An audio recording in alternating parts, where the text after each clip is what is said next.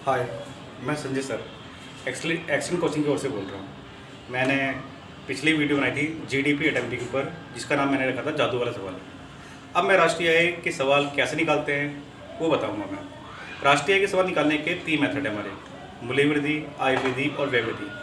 और तीनों मेथड के तरीके भी अलग अलग हैं। इसलिए मैं आज आपको सिर्फ मूल्य वृद्धि के द्वारा राष्ट्रीय आय कैसे निकालते हैं वो बताऊँगा। अगर आपको अच्छा लगे तो लाइक जरूर करना, शेयर जरूर करना, ताकि मैं अपनी नेक्स्ट वीडियो में बना सकूं आय विधि के ऊपर और व्यय विधि के ऊपर।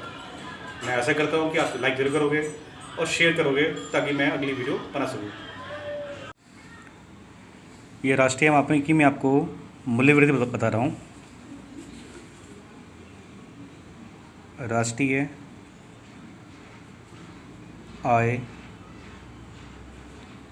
मापने की मूल्य वृद्धि विधि। इसका एक नाम और भी है, उत्पादन विधि बोलते हैं हम, जिसे वैल्यू एडिड मेथड कहते हैं। ये पहला मेथड है हमारा। और इसमें सबसे पहले मैं आपको बताऊंगा फॉर्मेट के बारे में। इसका फॉर्मेट क्या है, क्या करने का तरीका है। तो सबसे पहले इसके अंदर हमें निकालना पड़ता है उत्पादन का मूल्य, जिसका फॉर्मूला होता है बिक्री प्लस में स्टॉक में परिवर्तन। एक फॉर्मूला इसका और भी है, उत्पादन का मूल्य बराबर P इंटू क्यू। P का मतलब है बाज़ार कीमत और Q का मतलब है उसकी उत्पादन की मात्रा। सबसे पहले आपका पहला स्टेप तो यही है, आपको उत्पादन का मूल्य पता होना चाहिए।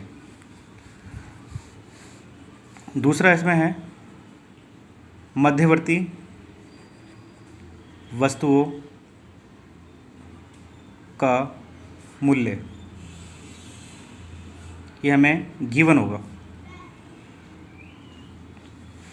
इसके निकालने का कोई भी तरीका नहीं है, ये आपको गिवन होगा। हाँ, नाम इसके अलग अलग हो सकते हैं, जैसे कच्चे माल का क्रय लिखा होगा या लिखा होगा आयात। ठीक है, मान लेते क्वेश्चन में हमें तीनों ही गिवन है, तो ऐसी कंडीशन में सिर्फ हम ये लेंगे, मध्यवर्ती वस्तु का मूल्य लेंगे और ये मानेंगे दोनों की वैल्यू इसमें इंक्लूड है, इसे नहीं लेंगे हम। और अगर मान लेते हैं कि अब मध्यवर्ती वस्तु का मूल्य नहीं है, नहीं पता हमें या नहीं दे रखा क्वेश्चन में, और हमें ये दोनों गिवन दे रखा है, दोनों ही दे रखा है, कच्चे माल का क्रय भी दे रखा है क्वेश्चन के अंदर, और आयात भी दे रखा है। तो ऐसी कंडीशन में नंबर 2 पे हम कच्चे माल का क्रय लेंगे, आयात को नहीं लेंगे। और अगर हमें दोनों ही नहीं पता, दोनों ही क्वेश्चन में नहीं दे रखा, ओनली हमें दे रखा आयात, तो ऐसी कंडीशन हम आयात को लेंगे हम। ठीक है, तो ध्यान रखना, तीनों गिवन है तो ओनली ये लेना है आपको, दोनों गिवन है तो सिर्फ ये लेना है, और अगर ये आखिरी में ये बचता है फिर ये लेना है। तो कुल मिला के सबसे पहले हमें ये ढूंढना है कि है कि नहीं है। फिर नंबर 2 पे ये, नंबर 3 पे ये। उसको ध्यान से सुनना, आप दोबारा सुनना, अगर समझना ना आए तो इसमें कोई भी तरीका नहीं है इसे निकालने का, इसके नाम अलग अलग है। तो ये क्वेश्चन में आपको गिवन होगा ये। ठीक है, अब हमें जो तीसरा स्टेप हमारा आता है वो आता है बाजार कीमत पर सकल मूल्य वृद्धि निकालना होता है हमें, जिसे बोलते हैं हम GVA एट MP। ये कैसे बना ये तुम्हें मैं नेक्स्ट वीडियो में बताऊंगा मैं। जिसे बोलते हैं, हम इसे पढ़ते हैं टांगों से, ये टांगे हमारी। तो बाजार कीमत पर सकल मूल्य वृद्धि, तो G का मतलब है ग्रोस, V का मतलब value added at MP, MP का मतलब बाजार कीमत पर, तो ये हो गया बाजार कीमत पर सकल मूल्य वृद्धि। तो इसका जो फॉर्मूला है, उत्पादन का मूल्य माइनस में मध्यवर्ती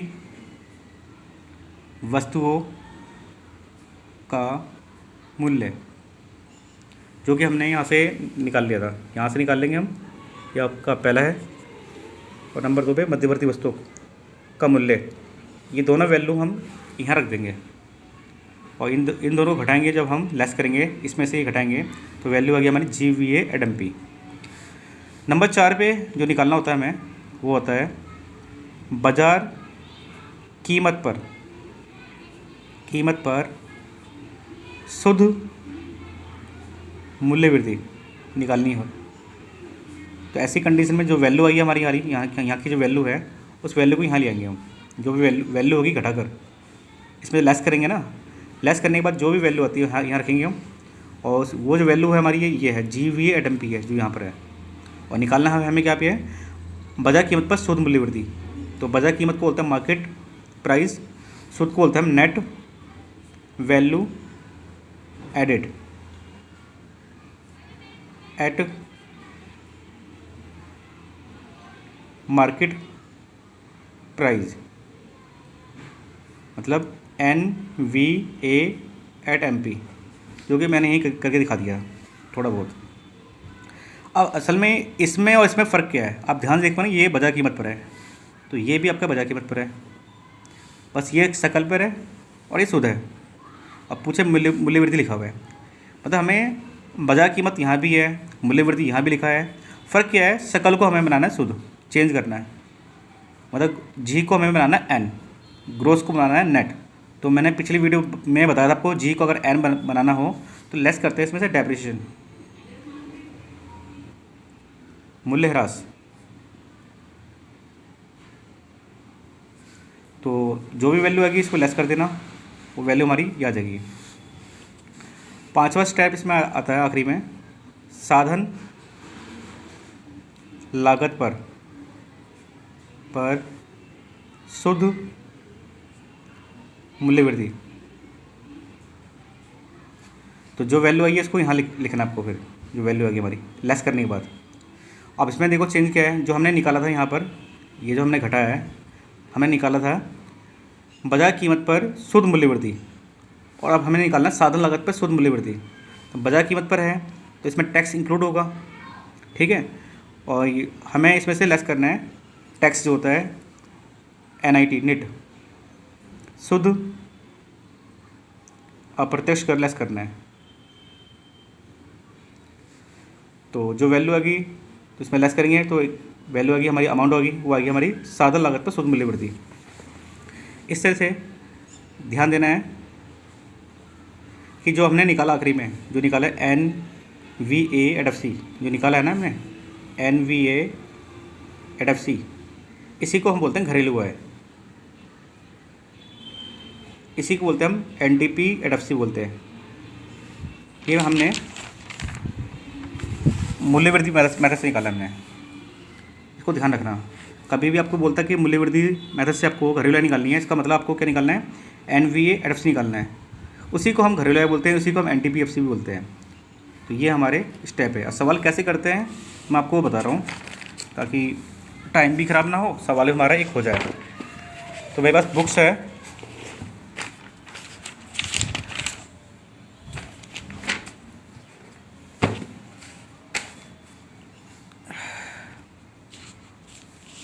ये CB सचदेवा की बुक है मेरे पास, इसका पेज नंबर दे रखा है B31 है, सॉरी। तो इसका एक क्वेश्चन हमारा,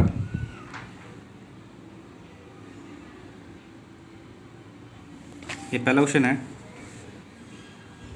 और ये बोल रहा है हमें कि हमें निकालना है निम्नलिखित से साधन लागत पर निवल मूल्य वृद्धि ज्ञात कीजिए। निवल का मतलब है शुद्ध, मूल्य वृद्धि निकालनी है आपको। निवल का शुद्ध हो गया, तो हमें निकालना है इसमें, सबसे पहले हम इसमें निकालेंगे उत्पादन का मूल्य। स्टेप बाय स्टेप करना चाहिए, जिसका फॉर्मूला बताया था मैंने, बिक्री प्लस में स्टॉक में परिवर्तन। तो हमें इसमें बिक्री दे रखी है क्वेश्चन में, ये दे रखी है बिक्री की वैल्यू दे रखी है 200, ये देखो यहाँ डाल देंगे 200। स्टॉक में परिवर्तन का फॉर्मूला होता है अंतिम स्टॉक माइनस में आरंभिक स्टॉक। तो अंतिम स्टॉक हमें गिवन है वह है 10, तो आरंभिक स्टॉक हमें दे रखा है 15। अब इसमें से हम इसको लेस करेंगे तो माइनस का 5 आएगा, और इसमें लेस करेंगे 195 आएगा, और हमारे जो अमाउंट सारे हैं वो है लाख में, तो 195 लाख आ जाएगा हमारा। ये हमने निकाल लिया उत्पादन का मूल्य। अब निकालेंगे इसमें हम मध्यवर्ती वस्तुओं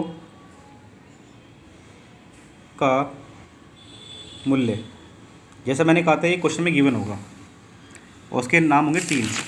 जैसे ये लिखा था मैंने, मध्यवर्ती वस्तुओं का मूल्य लिखा होगा, या कच्चे माल का क्रय लिखा हुआ, या आयात लिखा हुआ। अगर ये तीनों दे रखा है तो सिर्फ हमें ये लेना है। अगर ये नहीं पता तो ये लेना है, ये नहीं पता तो ये लेना है। आप देखते हैं क्वेश्चन में हमें क्या दे रखा है। इस क्वेश्चन में हमें दे रखा है कच्चे माल क्रय दे रखा है, और मध्यवर्ती उपभोग भी दे रखा है, दोनों दे रखा है। इसका मतलब हमें ये लेना है, ये नहीं लेना, अब सिर्फ ये लेना है। तो मध्यवर्ती वस्तु का उपभोग दे रखा है 48 लाख। अब हमारा तीसरा स्टेप है वह है बाजार कीमत पर सकल मूल्यवृद्धि निकालनी है हमें। जो बताया था मैंने फार्मूला, उत्पादन का मूल्य माइनस में मध्यवर्ती वस्तुओं का मूल्य। तो उत्पादन का मूल्य हमने निकाला है 195 लाख, और मध्यवर्ती वस्तु का मूल्य हमें दे रखा है इसमें 48 लाख दे रखा है हमें। तो अब इसमें से हम लेस कर देंगे, तो लेस करने का बाद आएगा 147, ये आएगा वैल्यू हमारी। अब हमें क्वेश्चन में देखना है पूछा क्या इसने। पूछा है हमसे निम्नलिखित में से साधन लागत पर निव्वल मूल्यवृद्धि निकालनी है। तो 3 स्टेप का सुन लो, आपको सभी भी करना है। ये दूसरा और तीसरा, ये तो खा लो, कसम खा लो, ये निकालना है। कुछ भी पूछा हो, कुछ भी, 3 स्टेप आपको 1, 2 और 3 निकालना है हर सवाल में। तो सिंपल है ना, सोचना ही नहीं है आपको निकालना क्या है, आपको 3 स्टेप तो करना ही करना है। बिल्कुल सोचना नहीं है आपको, 3 स्टेप हर सवाल में 3 स्टेप निकालो। और चौथा स्टेप वो करना है जो आपसे पूछा गया। देखो कैसे, मैं बताता हूँ तरीका। चौथा स्टेप जो उसने पूछा है मैं वो लिख रहा हूँ। पूछा है हमें निकालना है साधन लागत पर निवल का मतलब शुद्ध मूल्यवृद्धि निकालनी है। और हमने जो निकाला है अभी वो निकाला है बाजार कीमत पर सकल मूल्यवृद्धि। बाजार कीमत पर सकल मूल्यवृद्धि निकाली है। ये तो हमारे पास, ये तो निकाल चुके हैं। ये बनाना है हमें। अब इन दोनों फ़र्क क्या है, बाजार कीमत को बनाना है साधन लागत पर। मतलब बाजार कीमत का मतलब इसमें टैक्स इंक्लूड है, तो बाजार कीमत को हमें साधन लागत बनाना है, तो इसमें लेस करना होगा हमें नेट। पहला तो ये लेस करना है। दूसरा बनाना है सकल को बनाना है शुद्ध, तो उसमें लेस करना है हमें, डेप्रिसिएशन भी लेस करना है। मैं 2 चीज़ लेस करनी है इसमें हमें। तो हमारे पास वैल्यू आई थी यहाँ पर 147 लाख। इसमें नेट का लेस करना है। नेट का मतलब शुद्ध अप्रत्यक्ष कर, जिसका फॉर्मूला होता है अप्रत्यक्ष कर माइनस में आर्थिक सहायता। तो इसमें इसकी जगह हम लिख सकते हैं इसे अप्रत्यक्ष कर माइनस में आर्थिक सहायता, लेस करना है इसमें डेप्रिसिएशन। तो 147 लाख यहाँ आ गया। अप्रत्यक्ष कर तो मैं डायरेक्ट लिख के दिया होगा, नहीं दिया होगा देख लो। इसमें देखा है उत्पादन कर, तो ये है अप्रत्यक्ष कर। इसके कई नाम है, मैं ये भी लिख के दे दूँगा आपको। तो उत्पादन कर देखा 20 दे रखा है, ये 20 आ गया। आर्थिक सहायता इसमें या तो आर्थिक सहायता लिखा हुआ या लिखा हुआ अनुदान, तो इसमें नहीं दे रखा, तो इसको हम मान लेंगे 0। और डेप्रिसिएशन हमें दे रखा है इसमें, ये देखा मूल्यह्रास 12, ये रखना 12। अब हम इसको लेस करेंगे। कुल मिलाकर 147 लाख में से लेस करना है इन दोनों को मिलाकर 32 लाख। तो ये आएगा 115 लाख आएगा। इस तरह से हमारा सवाल ये निकल गया। ठीक है, ऐसे मैं आपको एक सवाल और बताता हूँ ताकि आपको लगे हाँ कि 3 स्टेप तो करना आपको, चौथे में बदलना है। वो कैसे वो बता रहा हूँ। एक क्वेश्चन हमारा एक और है। क्वेश्चन ये देखा हमें, एक फर्म के बारे में दिए गए निम्नलिखित आंकड़ों से उसके द्वारा दिया गया साधन लागत पर सकल वर्धित मूल्य, वर्धित मूल्य का मतलब वैल्यू एडिड, मूल्य वृद्धि ज्ञात करनी है हमें और हमें ये फाइंड करना है। तो समझ लो कि हमको 3 स्टेप तो करने करना है और चौथे स्टेप में जो पूछा ना वो करना फाइंड। जैसे मैंने यहाँ तुम्हें दिया था, कसम दी थी मैंने, देखो ये 3, 1 2 3 स्टेप तो चुपचाप कर लेना आपको। देखो मैं आगे इसको आराम से करवाता हूँ, थोड़ी सी दिक्कत हो रही है मुझे भी करवाने में इसमें। ये क्वेश्चन हमारा दूसरा है और पहला स्टेप है हमारा उत्पादन का मूल्य, जो बताया था मैंने, बिक्री प्लस में स्टॉक में परिवर्तन। बिक्री हमें दे रखी है 500, प्लस में स्टॉक है अंतिम स्टॉक, माइनस में आरंभिक स्टॉक। अंतिम स्टॉक दे रखा है हमें 20 और आरंभिक हमें दे रखा है 30, तो ये 490 हज़ार, क्योंकि हज़ार में दे रखा है हमें अमाउंट। दूसरा हमारा है मध्यवर्ती वस्तुओं का मूल्य, जो मैंने कहा था कि गिवन होगा, ये दे रखा हमें 300, ये ले लिया हमने। तीसरा स्टेप मैंने बोला था कि बाज़ार कीमत पर सकल मूल्य वृद्धि निकालनी है। तो इसको 490 में से 300 लेस कर दो तो 190 हज़ार आ गया हमारा। अब 3 स्टेप तो मैंने कहा था सब में करना है, 3 स्टेप ने कर दिया। चौथा मैंने कहा था कि जो पूछा ये है कि साधन लागत पर सकल वर्धित मूल्य निकालना आपको। तो साधन लागत पर सकल मूल्य वृद्धि निकालनी है और हमें दे रखा है यहाँ पर ये बाजार कीमत पर सकल मूल्य वृद्धि। अब इसमें देखो हमें सिर्फ 2 चीज़, सकल तो यहाँ भी है, सकल यहाँ भी लिखा हुआ है, बस बाजार कीमत को चेंज करना है साधन पर, एक को चेंज करना है, सिर्फ एक को। तो इसमें ओनली लेस होगा नेट। अगर यहाँ होता ना, यहाँ पर ये होता सकल और ये बोलता शुद्ध निकालो, यहाँ सकल लिखा होता और ये शुद्ध होता, जैसे पिछला क्वेश्चन में करवाया था मैंने, तो लेस करते डेप्रिसिएशन भी। बस 2 चीज़ का खेल है, सिर्फ 2 चीज़ का, एक नेट का और एक डेप्रिसिएशन का। उसको ध्यान से देखते रहो कि अगर बाजार कीमत को चेंज करना है साधन लागत पर तो लेस करना है नेट, और सकल को बनाना है शुद्ध तो तब लेस करना है आपको डेप्रिसिएशन। देखिए सकल तो यहाँ पे ही है और सकल यहाँ भी है, मतलब सकल ही आपको रहना है, शुद्ध नहीं बनाना आपको। तो इसलिए हम इसमें बाजार कीमत को साधन लागत पर चेंज करना है, तो इसलिए है ओनली हम लेस करेंगे नेट। तो 190 हज़ार और नेट का मैंने बताया था फॉर्मूला, अप्रत्यक्ष कर माइनस में आर्थिक सहायता। अब इसमें अप्रत्यक्ष कर नहीं है इस बार, देखो आर्थिक सहायता दे रखा है, अप्रत्यक्ष कर यहाँ नहीं है इसमें अंदर, तो अप्रत्यक्ष कर को हम 0 मान लेंगे और आर्थिक सहायता की वैल्यू देखिए हमें 40 डाल देंगे। तो इस तरह से हमारा आएगा 150 हज़ार, ये वैल्यू आएगी हमारी।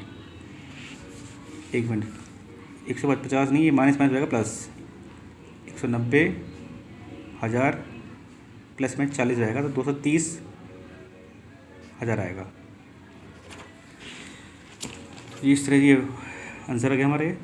तो समझ में आ गया होगा आपको तो कैसे करना है। आप हर सवाल बस ये करो कि 3 स्टेप सब में निकालना है, मतलब ये 1 2 3 तो निकालना आपको। बाकी चौथा स्टेप वो करना है तो पूछते वक्त आपसे या तो एक को लेस करना होगा डेप्रिसिएशन, या लेस करना होगा नेट, या दोनों करना होगा। बस इसको ध्यान से देखना है, आपके सारे सवाल लगाएंगे।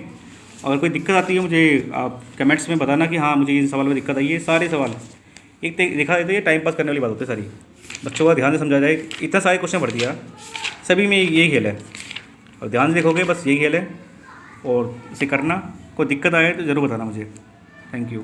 और आपको सवाल अच्छा लगे, बढ़िया लगे तो लाइक ज़रूर करना और शेयर ज़रूर करना, ताकि मैं अगली वीडियो अपनी आयुर्वेदिक की बता सकूँ।